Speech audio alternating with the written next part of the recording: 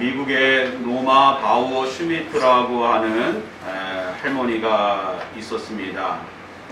그분은 연세가 90세였고 병원에서 암 진단을 받았습니다.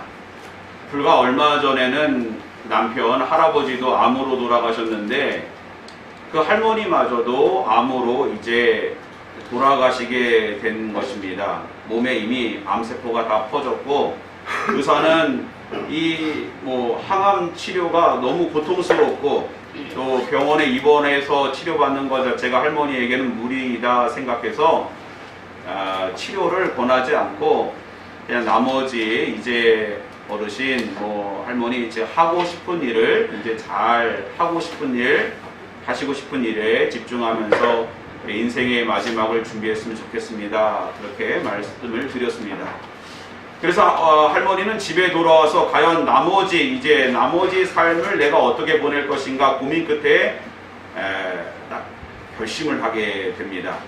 내가 그동안에 가보지 못했던 곳, 내가 이 미국이라고 하는 땅을 한번 내가 다 여행을 한번 해보겠다. 그런 가운데 내가 생을 마쳤으면 좋겠다. 그래서 아들 부부의 도움을 받아가지고 그때부터 미국을 횡단하기 시작합니다.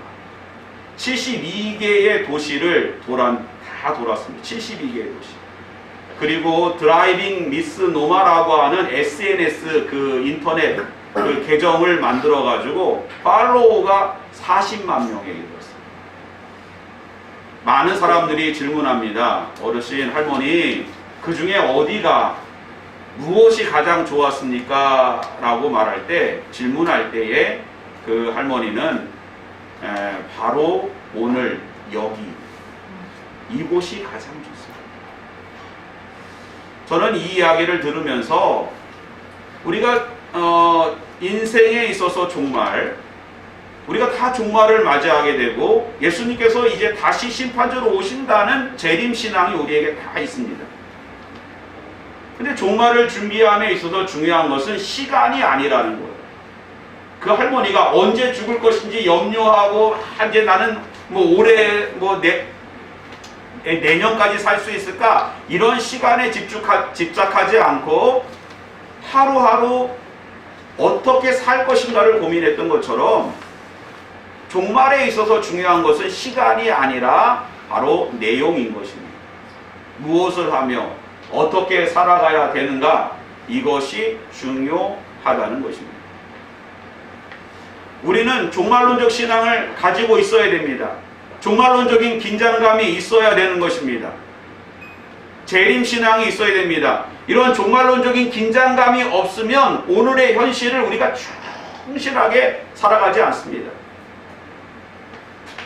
우리가 하나님 앞에 설 날을 우리가 기억함으로 우리의 삶은 보다 복음적이고 하나님의 말씀을 가지고 우리의 삶을 비춰보고 충실하게 살아갈 수가 있는 것입니다.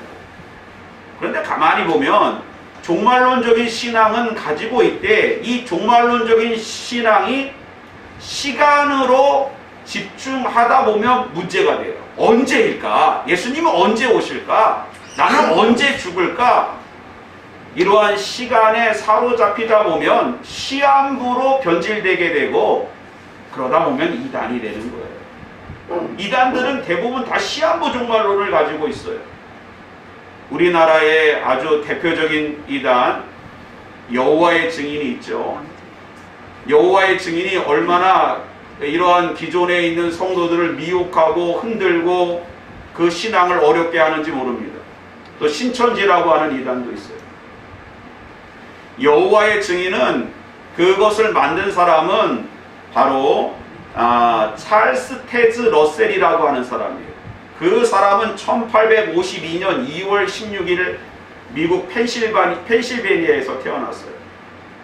그리고 20살이 되던 해에 당시 안식교 지도자였던 페인트의 저서들을 탐독하다가 예수님의 재림에 대하여 관심을 갖기 시작했고 그 예수님의 재림에 관심을 가진 사람들을 모아서 성경 공부를 시작했고 만든 잡지가 바로 아침의 여명인데 1879년에 뭐 이렇게 분주하세요.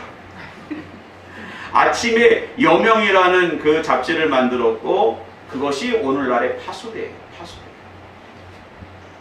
그들은 이미 1874년에 예수님께서 사람의 눈에 보이지 않게 육안으로는 알 수 없게 예수님이 이 땅에 오셨다 가셨다 이렇게 얘기를 합니다.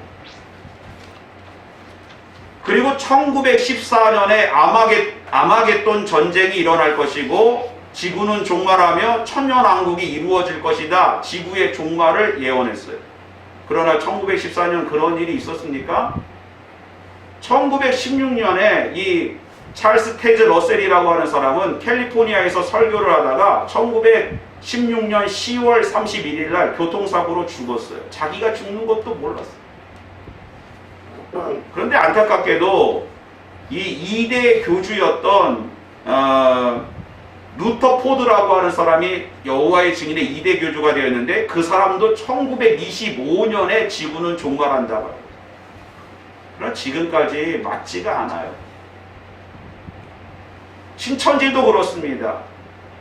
다미선교회도 그렇습니다. 통일교도 마찬가지입니다. 계속해서 지구의 종말을 이야기하지만 되지 않아요. 그러므로 우리는 언제 지구가 종말하고 내 생애가 끝날 것인가가 아니라 바로 우리는 어떻게 종말을 준비하며 종말론적인 긴장감을 갖고 하나님 앞에 우리 자신을 세우는가, 그것이 중요하다는 사실을 깨달으시기 바랍니다. 5장 데살로니가전서 5장 1절, 오늘 본문 1절이죠. 한번 같이 한번 읽어보겠습니다. 시작. 형제들아, 때와 시기에 관하여는 너희에게 쓸 것은 없음은. 2절. 주의 날이 밤에 도둑같이 이룰 줄을 너희 자신이 자세히 알기 때문이라. 할렐루야. 아멘. 여러분, 도둑이 오는 거 알 수 있어요? 알 수 없어요. 그러므로 때와 시기는 우리가 알 수가 없어요. 우리가 오직 하나님만 아시는 거예요.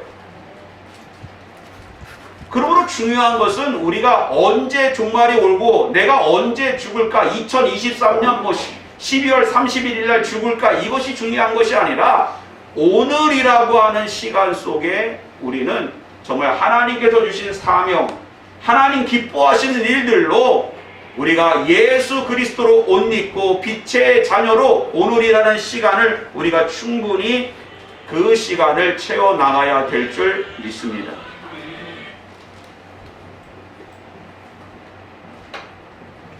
오늘 본문은 데살로니가 전서입니다.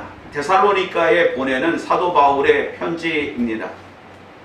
사도 바울은 하나님의 인도하신 가운데 아시아를 지났고 하나님께서 마게도냐로 유럽으로 인도하셨어요. 그리고 빌립보에서 처음 교회를 세웠고 그리고 그 아래 데살로니가로 내려가서 교회를 세웠는데 사도 바울이 데살로니가 교회에 머문 기간이 새 안식일이에요. 3주밖에 되지 않습니다. 그리고 바로 베레아로, 그 다음에 아덴으로, 고린도로 내려가게 됩니다. 그럼 사도 바울이 급히 데살로니가를 떠난 이유가 뭘까요? 당시에 동족 유대인들이 시기하여 이 사도 바울을 핍박하고 죽이려고 했기 때문이에요. 베레아까지 갔는데 베레아까지 가가지고 사도 바울을 죽이려고 했고 어쩔 수 없이 그래서 아덴까지 피하게 되는 거예요. 얼마나 데살로니가에 대한 걱정이 있었겠습니까? 야, 그 성도들이 하나님의 말씀을, 복음을 심었는데 그 복음의 싹이 터서 또 줄기를 내고 그 나무가 되고 자라날 수 있을까? 성도들이 그렇게 믿음 생활 잘 할 수 있을까? 이러한 목회적인 그러한 돌봄에 대한 생각이 가득 찼던 것입니다. 염려 끝에 아덴에서 디모데를 데살로니가 교회에 가서 네가 한번 살펴보고 와라. 그렇게 가보니까 데살로니가 교인들이 염려했던 바와 같이 그렇게 복음을 버리고 예전으로 돌아간 것이 아니라 하나님의 말씀을 묵상하고 함께 모여서 예배드리고 예수 그리스도의 재림을 고대하고 그렇게 핍박과 환난 가운데 믿음을 지키며 교회를 세워나가고 있었다는 것입니다. 왜 그것이 가능했을까요? 데살로니가 교회가 좋은 밭이 되어서 하나님의 말씀을 붙잡았기 때문입니다. 오늘 우리는 예배 가운데 하나님의 말씀을 붙잡는 신앙 되어야 할 줄 믿습니다. 아멘. 조음같이 되어야 할 줄 믿습니다. 아멘. 옥토가 되어야 될 줄 믿습니다. 아멘. 다시 좋아야 그 씨앗이 뿌려지고 싹이 나는 거예요. 데살로니가 교인들은 3주 만에 사도 바울이 복음의 씨앗을 심었는데 그것이 싹이 나고 이렇게 자라나기 시작한 거예요. 얼마나 감사, 얼마나 감사. 하나님께서 우리의 모습 가운데 무엇을 기뻐할까요? 여러분의 모습 가운데 무엇을 기뻐할까요? 하나님이 우리에게 원하는 것이 무엇입니까? 천천의 수양, 만만의 기름입니까? 하나님의 말씀을 붙잡고 순종하여 사는 그 신앙의 모습을 기뻐할 줄 믿습니다. 네. 여러분 안에 믿음이 자라나는 것, 그것을 하나님 기뻐하실 줄 믿습니다.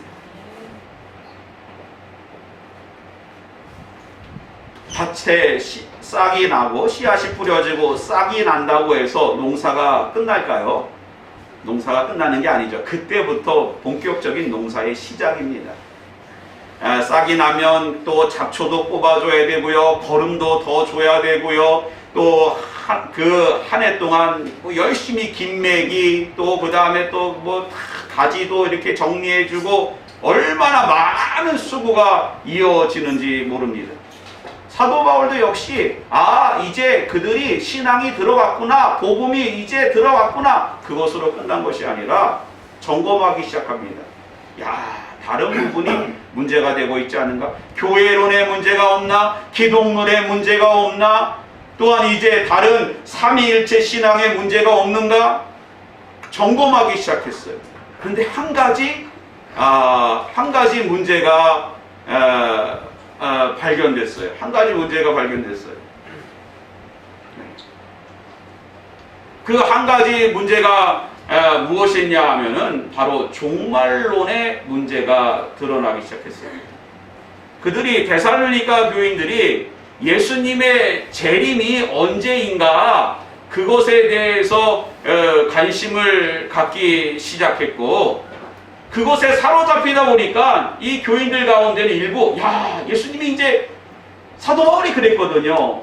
이제 임박한 종말로 예수님이 곧 오실 것이다 하니까 그들이 예수님 다음 달에 오시는 거 아니야? 아니야 다음 주에 오실지도 몰라. 이러다 보니까 그들의 신앙이 약간 시한부로 갈 그 경계선상에 있었던 거예요. 그것을 점검할 필요가 있었던 것입니다. 여러분, 우리가 이러한 시한부 종말에 사로잡히게 되면 오히려 우리의 삶이 비윤리적으로 변하게 됩니다. 예수님 오는데 뭐 그렇게 열심히 일할 필요가 뭐가 있냐? 너 학교 가지 마. 뭐 학교 갈 필요가 뭐가 있어? 너 공부 잘한다고 잘 되는 거 아니야? 예수님 그 준비해야 돼. 직장에도 가지 않고 무의도식하면서 그렇게 그들의 삶이 성결하지 못한 모습이 된 것입니다.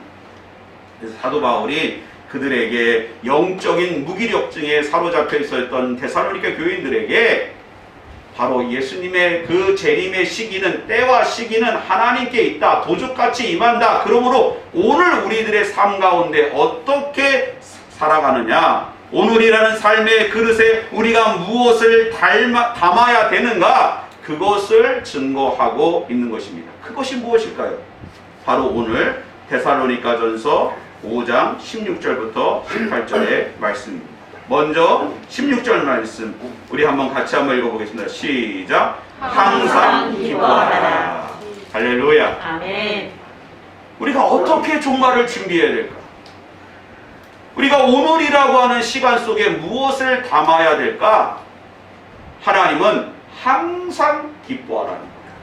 여기서 항상, 쉬지 말고, 번사에, 판토테, 그 다음에 아디알레이토스, 판티, 이러한 것은 다 항상 모든 것, 쉬지 않고 이런 것을 말하는 것입니다. 그러니까 우리의 삶 속에 이러한 하나님께서 주시는 기쁨과 기도와 감사가 물줄기처럼 우리의 삶의 그 중심에 흘러가야 될 줄 믿습니다. 아멘. 여러분 보세요. 헐몬산은 만년설이죠. 거기에 누군가 어른이 녹아서 물줄기가 돼가지고 갈릴리로 흘러가고 그 갈릴리의 물이 다시 요단강으로 쭉 사해까지 흘러가는 것처럼 우리들의 삶에 있어서 신앙의 이런 물줄기가 항상 기뻐하고 기도하고 감사하고 이런 신앙의 물줄기가 우리 가운데 항상 흘러야 될 줄 믿습니다. 네. 끊어지면 안 돼요. 메말라 버리면 안 되는 것입니다. 그것이 계속 항상 흘러가게 하나님의 뜻 가운데 있어야 되는 것입니다. 항상 기뻐하라. 여러분 하루를 보십시오. 하루 동안 계속 기뻐하면서 살 수 있습니까? 하루 동안 계속 기뻐하며 웃으며 살면 사람들이 이상하다 이렇게 생각할 수 있을 것입니다. 여기서 말하는 그 기쁨이라고 하는 것은 바로 우리가 데살로니가 교인들을 보고 사도 바울이 기뻐했죠. 왜 기뻐했습니까? 그들이 예수 잘 믿기 때문에 기뻐했어요. 하나님의 말씀 가운데 있었기 때문에 기뻐했어요. 마찬가지로 여기서 말하는 항상 기뻐하라라고 하는 그 기쁨은 우리의 삶의 중심이 예수로 인한 구원의 기쁨이 우리의 삶에 흘러야 된다는 것입니다. 할렐루야. 네. 여러분의 삶 속에 뭐 항상 기쁜 일이 어디 있겠습니까? 오히려 화날 일도 있고요. 또 실망하고 낭망하고 절망하고 분노하고 또 안 좋은 일도 하루 종일 많이 있습니다. 근심, 걱정, 염려 얼마나 많아요. 그러나 그런 것들이 없지는 않지만 우리의 삶의 중심은 항상 예수 구원, 예수 기쁨으로 우리의 삶의 중심에 신앙의 물줄기가 흘러야 될 줄 믿습니다. 네. 그래야 흔들리지 않는 거예요. 슬픔이 있어도 예수로 다시 회복하는 거예요. 좌절과 낭만과 진노가 있지만 다시 예수 구원의 감격 가운데 우리의 삶이 제대로 세워질 줄 믿습니다. 네. 예전에 한신교회를 목회하셨던 이준표 목사님, 별세신앙, 나는 죽고 예수로 사는 별세신앙을 피력하셨는데 그분이 목회 초창기에 농촌에서 이렇게 목회를 할 때에 믿음 좋은 여집사님이 있었는데 그분의 남편이 어느 날 목사님을 찾아왔습니다. 목사님, 아내가 하도 달달 볶아서 제가 이제 교회를 나와야 되는데 교회 나오려고 하면 제가 좀 비용이 드는 것을 알고 있어요. 그래서 어느 정도 제가 이렇게 비용을 지불하면 됩니까? 그렇게 질문을 합니다. 그분이 그 마을에서 최고 부자였어요. 네. 그분이 농사를 뭐 그냥 만석군이죠. 아주 그냥 농사도 엄청 많이 짓고 큰 부자였는데 그래서 딱 보니까 그분의 입장에서 생각하기를 목사님이 그러면 담배값 정도 내면은 되지 않을까요? 그렇게 설명을 해드렸어요. 그랬더니 그 다음 주부터 꼭 담배값이 얼마인지 저는 모르지만 그 담배값 정도를 봉투에 담아서 그렇게 신앙생활을 헌금을 하나님께 드립니다. 그런데 1년 뒤에는요 쌀 10가마니를 매달 헌금을 하는 거예요. 그리고 2년 뒤에는 쌀 20가마니를 헌금하는 거예요. 깜짝 놀라서 목사님이 그 성도님을 불러다가 성도님, 요즘은 예수 믿는 비용이 좀 오르셨더군요. 그때 그분이 저는 몰랐는데 예수 믿고 나서 보니까 하나님의 은혜가 너무 그 기쁨이 커서 내가 가지고 있는 걸 하나님께 드리지 않으면 견딜 수 없습니다. 이런 고백을 하더랍니다. 사랑하는 성도 여러분, 우리도 마찬가지 항상 기뻐하라. 여러분의 마음속에 어디에 기쁨이 있습니까? 야, 나 거기 그래도 통장에 얼마 있어서 기쁘다. 내가 그래도 저 고촌에 땅을 좀 사놔서 좀 기쁘다. 그 기쁨이 아니라 예수 구원의 기쁨이 여러분 삶 가운데 있기를 주님의 이름으로 기원합니다. 네. 두 번째는 쉬지 말고 기도하라. 한번 같이 읽어볼까요? 시작. 쉬지 말고 기도하라. 여러분, 기도가 얼마나 어렵습니까? 네. 자, 지금부터 우리가 통성으로 기도합시다 라고 하면 1분 후에 제가 눈을 딱 떠보면 다 그냥 아멘 아멘 이러고 그냥 있어요. 기도가 너무너무 어려워요. 그런데 하나님은 쉬지 말고 계속 기도하라. 그 이유가 무엇이냐 하면 기도의 물줄기가 여러분의 삶 가운데 계속 흘러가야 된다는 것입니다. 기도의 물줄기가 있어야 된다는 것입니다. 기도를 끊임없이 하나님께 기도해야 된다는 것입니다. 그 이유가 뭐냐 하면 우리는 육신의 한계가 있기 때문에 가만히 있으면 하나님이 원하고 하나님의 뜻대로 가는 것이 아니라 성령의 소욕대로 가는 것이 아니라 내 육신이 기뻐하고 내 육신이 원하는 방향대로 내 육신의 생각대로 내 생각대로 그렇게 우리가 저지르고 살고 나아간다는 거예요. 예수님이 겟세마네 동산에서 하나님께 기도합니다. 아버지여 할만하시거든 이 잔을 내게서 옮기시옵소서. 그러나 나의 원대로 마옵시고 아버지의 원대로. 그 이유가 뭐예요? 예수님도 육신에 성육신 하셔서 육신을 입고 오셨기 때문에 십자가에 대한 두려움이 있습니다. 피하고 싶습니다. 감당하기 쉽지 않습니다. 그러나 나의 원대로 마옵시고 아버지의 원대로. 마찬가지로 우리가 이 세상에 살아갈 때 육신을 입고 우리가 살아가는 그 환경 가운데 우리가 얼마나 내 마음대로 내 육신대로 살고 싶을 때가 얼마나 많이 있습니까? 그러나 기도할 때 하나님의 뜻대로 하나님의 말씀대로 성령의 인도하심대로 한 걸음 한 걸음 나아가서 우리를 통하여 하나님 나라가 확장되어지는 역사가 있게 될 줄 믿습니다. 아멘. 마지막으로 18절 말씀 같이 읽습니다. 시작. 범사에 감사하라. 이것이 그리스도 예수 안에서 너희를 향하신 하나님의 뜻이니라. 할렐루야. 아멘. 그럼 또 모든 일에 감사하기가 쉽습니까? 그러나 우리들의 삶 속에 예수 그리스도 하나님을 향한 감사의 물줄기가 끊이지 않고 계속 흘러야 된다는 것입니다.